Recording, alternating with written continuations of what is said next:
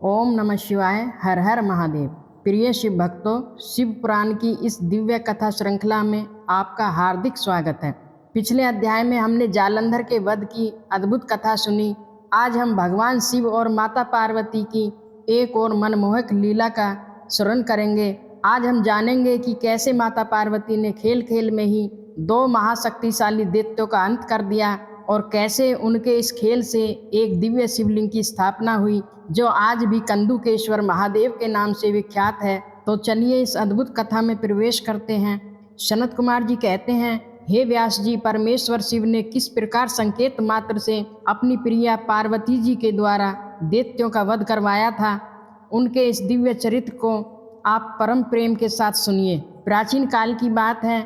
विदल और उत्पल नाम के दो महापराक्रमी दैत्य थे। उन्होंने कठोर तपस्या करके ब्रह्मा जी को प्रसन्न कर लिया था और उनसे यह वरदान प्राप्त किया था कि उनकी मृत्यु किसी भी पुरुष के हाथ से नहीं हो सकती। इस वरदान को पाकर वे अत्यंत अहंकारी हो गए और उन्होंने अपने बल के घमंड में तीनों लोकों में हाहाकार मचा दिया। उन्होंने सभी देवताओं को युद्ध में पराजित कर दिया और उनके अधिकार भी छीन लिए। अपने राज्य और सम्मान से वंचित होकर सभी देवता अत्यंत दुखी हुए और सहायता के लिए प्रजापति ब्रह्मा जी की शरण में गए। उन्होंने ब्रह्मा जी के सामने अपना सारा दुख सुनाया। देवताओं की कष्ट भरी कहानी सुनकर ब्रह्मा जी ने उन्हें सांत्वना देते हुए कहा, देवताओं, आप लोग धैर्य धारण करें और माता शिवा सहित भगवान शिव के आदर पूर्वक स्मरण करें। ब्रह्मा जी ने उन्हें विश्वास दिलाया और कहा, वे दोनों दैत्य निश्चय ही देवी पार्वती के हाथों मारे जाएंगे। भगवान शिव और माता शिवा परमेश्वर हैं। वे कल्याण करने वाले हैं और अपने भक्तों से अत्यंत प्रेम करने वाले हैं। वे शीघ्र ही तुम लोगों का कल्याण करेंगे। सनत कुमार जी आगे कहते हैं,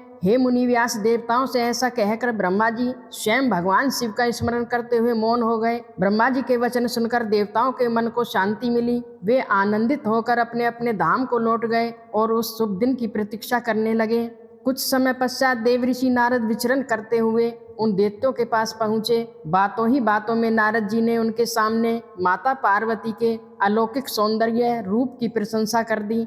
माता पार्वती के सौंदर्य का वर्णन सुनकर वे दोनों दुष्ट दैत्य उन पर मोहित हो गए और उनके मन में माता पार्वती का अपहरण करने का पाप पूर्ण विचार उत्पन्न हो गया। वे माता पार्वती को खोजने लगे और उस स्थान पर पहुंचे जहां माता अपनी सखियों के साथ गेंद से खेल रही थीं। वे दोनों आकाश में छिपकर माता को क्रीड़ा करते देखने लगे। वे दोनों दैत्य अत्यंत दुराचारी थे और उनका मन पाप से भरा होने के कारण बहुत चंचल हो रहा था। उन्होंने सोचा कि अगर वे अपने असली रूप में जाएंगे तो पहचाने जाएंगे, इसलिए उन्होंने भगवान शिव के गणों का रूप धारण कर लिया और माता अंबिका के निकट आ गए। लेकिन वे दुष्ट ये नहीं जानते थे कि वे जिनकी परीक्षा लेने जा रहे हैं वे स्वयं देवाधिदेव महादेव हैं। दुष्टों का संहार करने वाले भगवान शिव ने अवहेलना पूर्वक यानी एक सामान्य दृष्टि से ही उनकी ओर देखा और उनकी आंखों में प्रकट हो रही चंचलता और कपट को देखकर तुरंत उन्हें पहचान लिया। महादेव जान गए कि ये गण नहीं बल्कि कोई मायावी दैत्य हैं। फिर तो सर्वस्वरूपी महादेव ने दुर्गति का नाश करने वाली अपनी प्रियतमा दुर्गा को आंखों ही आंखों में संकेत किया। उन्होंने अपने कटाक्ष से ही माता को सूचित कर दिया कि ये दोनों दैत्य हैं, गण नहीं हैं। हे तात, तब अपने स्वामी महाकोत की परमेश्वर शंकर उस नेत्र संकेत को माता पार्वती तुरंत समझ गईं। वे जान गईं कि अब इन दुष्टों की लीला समाप्त करने का समय आ गया है। इसके बाद सर्वज्ञ शिव की अर्धांगिनी माता पार्वती ने उस संकेत को समझकर उस गेंद से वे खेल रही थी उसी गेंद से एक साथ ही उन दोनों दैत्यों पर प्रहार कर दिया। जैसे ही महादेवी की गेंद का आघात उन दैत्यों को लगा, वे दोनों महाबली और दुष्ट दैत्य चक्कर खाते हुए धरती पर ऐसे गिर पड़े जैसे तेज हवा के झोंके से ताड़ के दो पके हुए फल अपनी डंठल से टूटकर गिर पड़ते हैं, या जैसे इंद्र के वज्र के प्रहार से किसी महान पर्वत के ये दो शिखर ढह जाते हैं। इस प्रकार एक गलत कार्य करने के इरादे से आए उन दोनों महादैत्यों को धरती पर गिराकर वह गेंद, वह साधारण सी दिखने वाली गेंद, स्वयं एक शिवलिंग के रूप में परिवर्तित हो गई। समस्त दुष्टों का निवारण करने वाला वह दिव्यलिंग कंदुकेश्वर के नाम से विख्यात हुआ। कंदुक यानी गेंद, गेंद से प्रकट हुई ईश्वर, इसलिए कंदुकेश्वर यह दिव्य शिवलिंग काशी में ज्येष्ठेश्वर महादेव के समीप ही स्थित हो गया। काशी में स्थित यह कंदुकेश्वर लिंग दुष्टों का विनाश करने वाला है, भक्तों को भोग और मोक्ष दोनों को प्रदान करने वाला है और सदा ही सत्पुरुषों की यानी अच्छे लोगों की सभी कामनाओं को पूर्ण करने वाला है। जो भी मनुष्य इस अनुपम और दिव्य आख्यान को हर्ष के साथ सुनता है, दूसरों को सुनाता है अथवा पढ़ता है, उसे किसी भी प्रकार के भय का दुख नहीं सताता। वह इस श्लोक में नाना प्रकार के संपूर्ण उत्तम से उत्तम सुखों को भोगता है और अंत में शरीर त्यागने पर उसे देव दुर्लभ दिव्य गति को प्राप्त करता है, जो देवताओं के लिए भी कठिन है। ब्रह्मा जी कहते हैं, हे मुनि श्रेष्ठ नारद, मैंने तुमसे रुद्र संहिता के अंतर्गत इस युद्ध खंड का वर्णन कर दिया है। यह खंड संपूर्ण मनोरथों का फल प्रदान करने वाला है।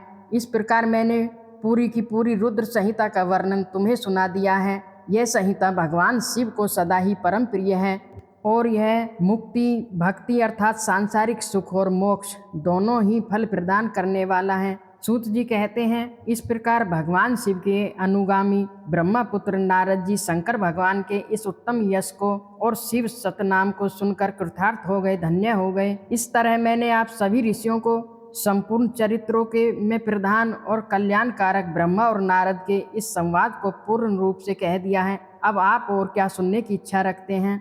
तो प्रिय भक्तों, इस तरह आज हमने जाना कि कैसे माता पार्वती ने खेल खेल में ही विदल और उत्पल नामक दैत्यों का संहार कर दिया और कैसे उनकी लीला से कंदुकेश्वर महादेव का प्राकट्य हुआ। यह कथा हमें सिखाती है कि देवी देवताओं की साधारण सी लगने वाली लीलाओं में गूढ़ रहस्य और लोक कल्याण का भाव छिपा होता है। इसी के साथ शिव पुराण की रुद्र संहिता का युद्ध खंड संपूर्ण होता है। हमने रुद्र संहिता के 5 खंडों सृष्टि खंड, सती खंड, पार्वती खंड, कुमार खंड और युद्ध खंड की कथाओं का रसपान किया है। अगले वीडियो में हम शिव पुराण की एक अन्य संहिता की कथाओं का आरंभ करेंगे। तब तक के लिए देवादिदेव महादेव का स्मरण करते रहिए। हर हर महादेव। ओम नमः शिवाय।